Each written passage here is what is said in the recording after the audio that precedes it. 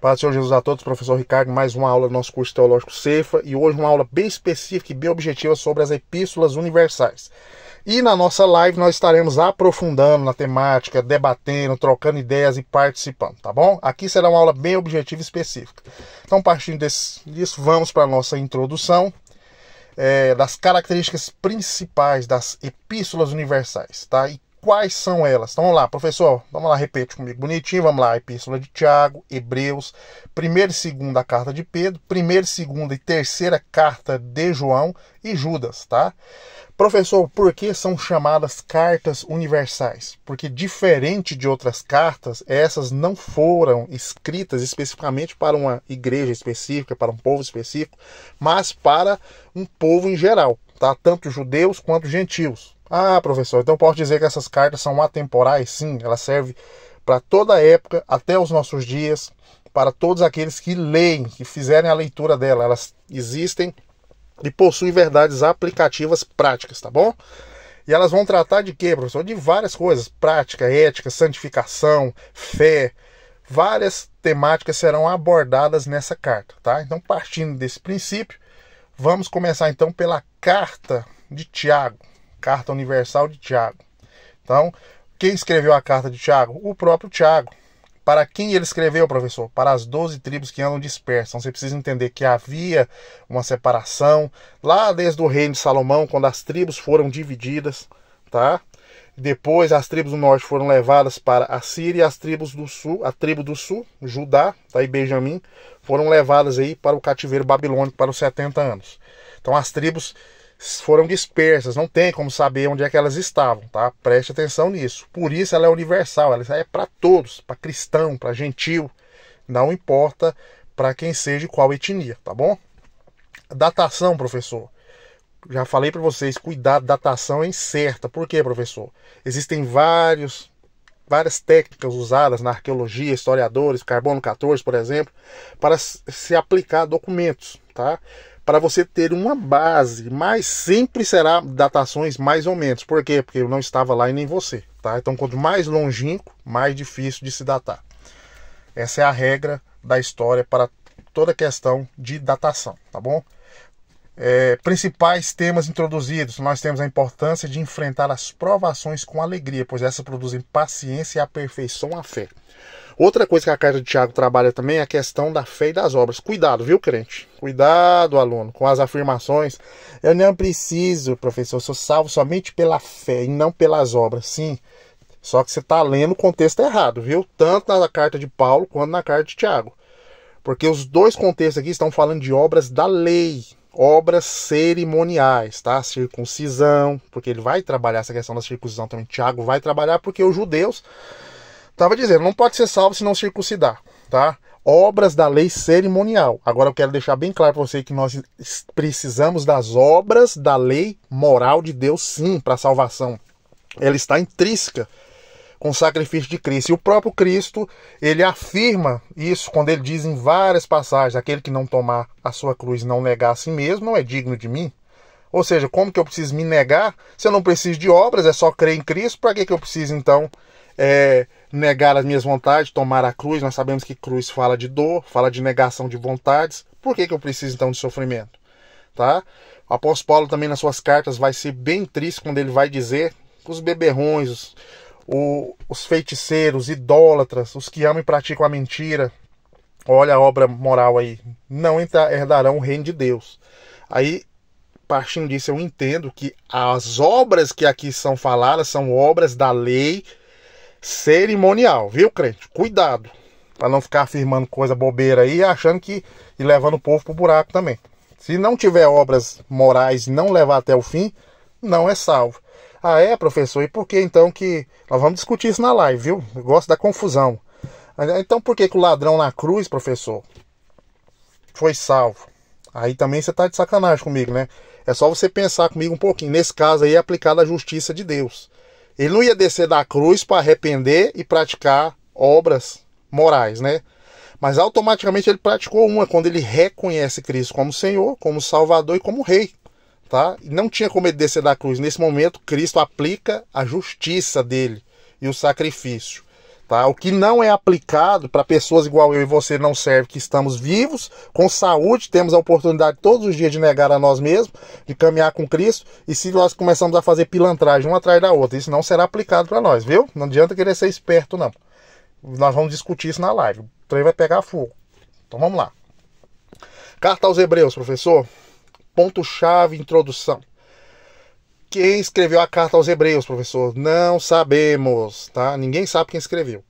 Uns afirmam que pode ter sido o apóstolo Paulo, porque ela parece muito com as cartas dele, tá? Eu também creio que possa ter sido ele, mas não podemos afirmar, ok? Aqui ela possui várias, é uma carta extremamente doutrinária, tá? Mostrando a superioridade de Cristo sobre os anjos, a superioridade do sacerdócio de Cristo sobre o sacerdócio levíticos, mostrando sobre a fé, sobre a vida pós-morte, né? Que o homem é dado morrer somente uma vez, vindo depois disso o juízo, quebrando muitos paradigmas, tratando a doutrina dos anjos, a angiologia. Então é uma carta extremamente doutrinária, tá? Ela fala sobre muitas coisas, mostrando aí a trajetória de Israel, a queda, a ascensão, decadência, mostra também a superioridade de Cristo e o encorajamento, a perseverança do povo de Deus, tá? Então a carta de Hebreus perdão, é muito profunda e é muito extremamente doutrinária, ok? Professor, introdução à carta de Judas. Quem escreveu Judas, professor? O próprio Judas, tá? Judas, que se identifica como servo de Jesus e irmão de Tiago, tá? A carta exorta os cristãos a batalhar pela fé, edificando-se na santíssima fé, orando ao Espírito Santo e perseverando no amor de Deus para se manterem firmes dessas ameaças. Quais ameaças, professor? Os falsos profetas, os falsos mestres, os homens maus e a grande perseguição também sobre o povo de Deus, tá? Os principais pontos da introdução é o propósito da carta. Qual que é, professor? Denunciar e combater os falsos ensinamentos, práticas de imoralidade sexual por aqueles que infiltraram na igreja. Então havia ali a questão dos nicolaítas. Vocês precisam entender que havia aqui também costumes, influências gregas, tá?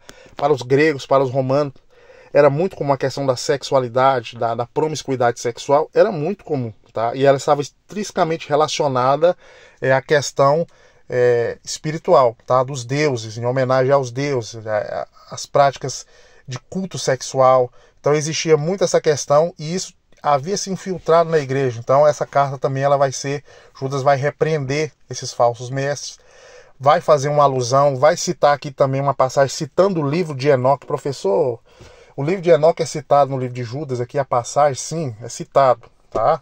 Mas isso não quer dizer que nós vamos validar o livro de Enoque, não, tá? Porque ele não entrou para a Bíblia.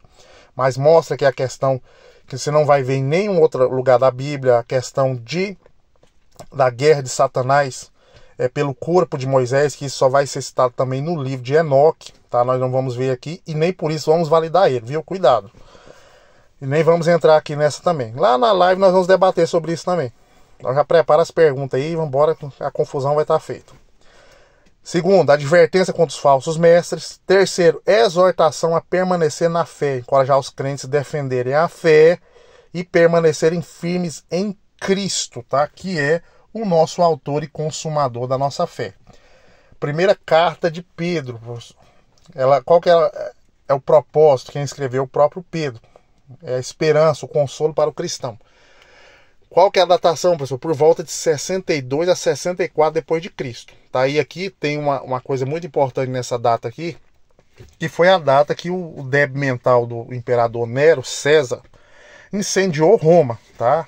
Roma ali que ele mesmo não se tem muita prova sobre isso, mas é claro que foi ele, porque quando nós estudamos historicamente, dentro do ponto de vista da história, existem documentos que quando o Senado descobriu o que Nero fez, eles caçaram ele para prender. Eles deram ordem à guarda pretoriana para prender ele. E ele fugiu, pegou a sua adaga e se matou. Tá? E nos braços do seu servo, que era também o seu amante, Nero também mordia a fronha, ele disse: hoje o mundo perde um grande artista, porque Nero, assim como Hitler também, ele era um artista fracassado. E ele era doidão, tá? Então provavelmente que nessa época de 64, aonde por causa dessa tragédia, tanto não só o apóstolo Pedro vai morrer, mas também o apóstolo Paulo vai morrer decapitado, tá? Ele vai ser solto e ele vai ser preso logamente por causa disso. Os cristãos são acusados de terem incendiado Roma. Nero coloca a culpa nos cristãos e, nessa época, Pedro morre de cabeça para baixo, crucificado, porque ele não aceita, não se acha digno. Professor, isso está na Bíblia? Não, irmãos, não está na Bíblia. Isso está nas fontes extra-bíblicas. O que é isso, professor? É fontes que não são bíblicas, mas que são históricas, tá? Nos pais da igreja. Então, é bom vocês entenderem isso aqui. Ok, professor. Então, partindo disso, vocês entenderam esse contexto aqui. Qual que é o contexto, então, professor? Para quem ele escreveu? O apóstolo Pedro, que viveu aí com Jesus. Para os cristãos que viviam na província da Ásia Menor, que hoje é a atual Turquia, tá? Governada aí pelo Erdogan, sofrendo perseguição após o incêndio em Roma. Então isso aqui foi uma grande tragédia, uma grande perseguição.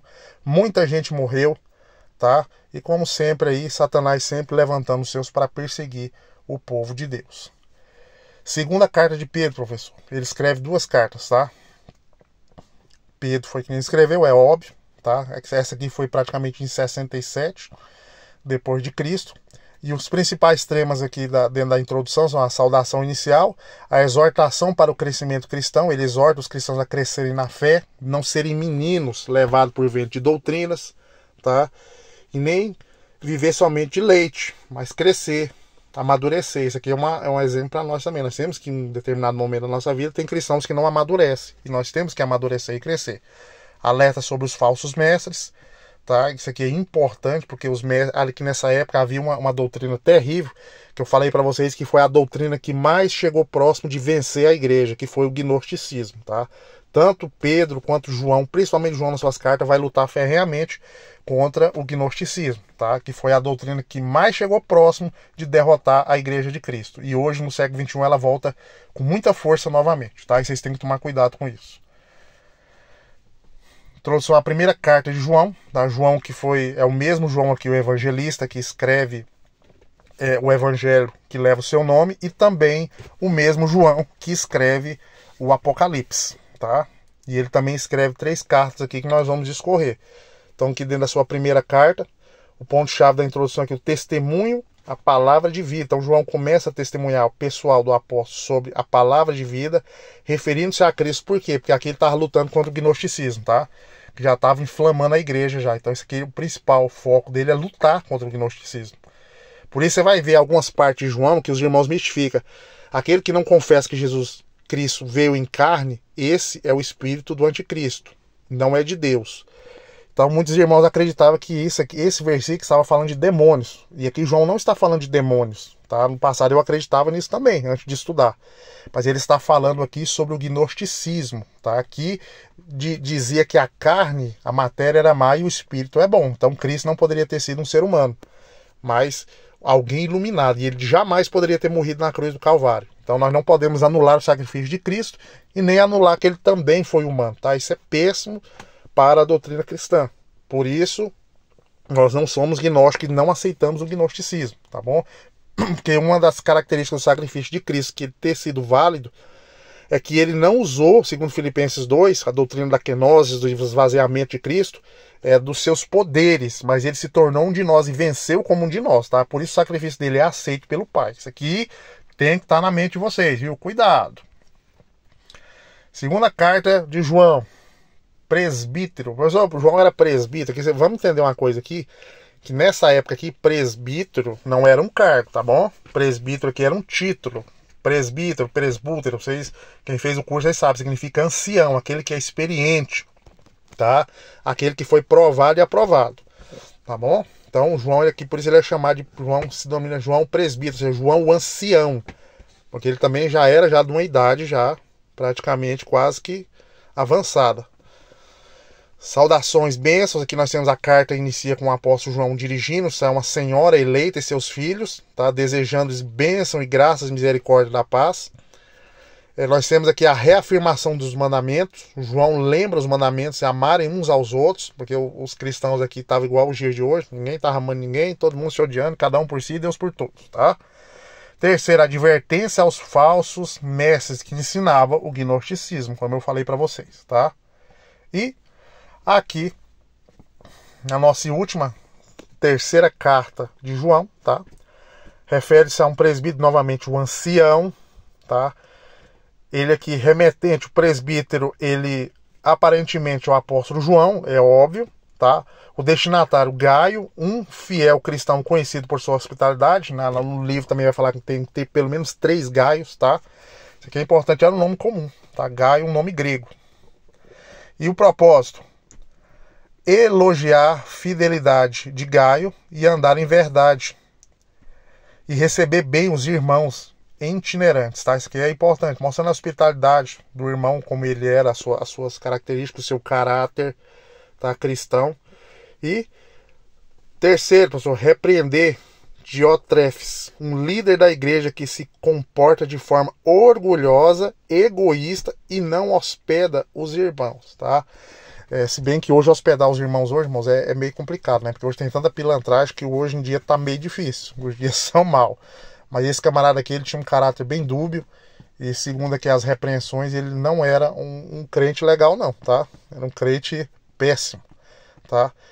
Incentivar Gaio a apoiar missionários como Demétrio, que está levando a carta para que ele seja um cooperador da verdade. Então aqui há uma carta que mostra cooperadores, discípulos que estavam sendo levantados, discípulos que estavam sendo enviados e discípulos que estavam sendo instruídos, tá? E a carta também é não só uma instrução, uma advertência, mas é também uma espécie de motivação para aqueles irmãos que estavam já a caminho a serem treinados para o campo missionário. Tá? Então, partindo disso, era isso que eu queria falar com vocês. Na nossa live nós vamos estrinchar, nós vamos aprofundar, nós vamos debater, nós vamos na confusão. E eu sei que vai dar certo. Preparem suas dúvidas, suas perguntas, tá? É um momento muito importante na nossa live, porque nós vamos aprofundar em coisas que nós não aprofundamos aqui, tá? A live tem hora para começar, não tem hora para acabar. Nós vamos dar um dia específico, será avisado no grupo. Hora para começar, mas hora para acabar não tem. Vai depender de vocês, de como vai ser discorridas as perguntas, os questionamentos, os debates, as controvérsias, tudo vai depender, tá? De vocês, de quanto tempo essa live vai durar. Então, partindo disso, era isso. O professor Ricardo se despede aqui na paz do Senhor Jesus e até a nossa live, se o Senhor assim permitir. Fui.